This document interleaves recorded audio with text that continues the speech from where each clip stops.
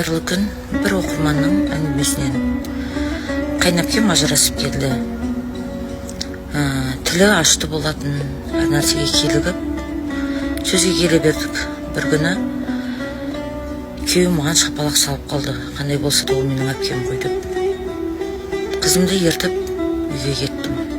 Үйге шығар алдын анама хабарласқам. Ішіме сыйған қызым сыртыма да сет, кім ажыраспай жатыр, қайт үйге. Бір қолы өтірген еркек өмір бойына қолын көтере береді деді. Күйеуімді қалай сүйіп тұрсам да үйге келдім.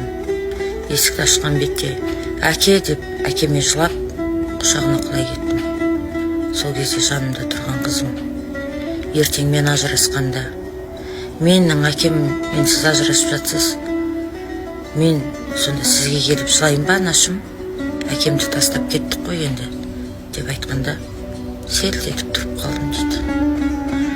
Ойлап тұрсаң, ажырасқан әйелде ол төркініне қанша сыйса да орны жоқ екен. Ол не, ажырасып келгеннен кейін сені сыйдырам деген төркініңе де сен сыймайсың баламен. Мыңнан бірі сыйып жатқан шығар, бірақ ағаңның жанында ақылшы жеңгең болады. Мінезіңнен таптың ба, осындайыңнан қайтып келдің бе деп.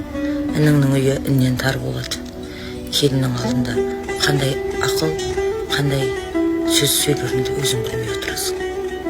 Балаң мен балаң ұрсыса, тағы да өзіңді жегідей жейсің. Қазақ айтпай ма, итті де иесімен қинасын деп. Сондықтан да болмашы бір шапалақ болсын, болмашы кішкентай айқай-шу болсын. Жолдастарыңыздың жаманын асырып, жақсыны асырып, жаманын жасырған дұрыс шығар. Әрине, оңай емес. Ажырасқан өмірде керемет ештеңе жоқ. Өзің үшін де, бала-шағаң үшін де. Ең соңғы вагон дейді ғой, сол ғой. Сіздің артыңыздан еріп келатқан бала-шағаңызға бәрібірде сіздердің ажырасқан көлеңкелеріңіз түседі. Ер азаматтар да, әйел заттары да тереңнен ойланса екен. Біз ажырасқанда тек екі адам емес, бала-шағаның тағдырына да үлкен бір қасірет алып кетеді екенбіз.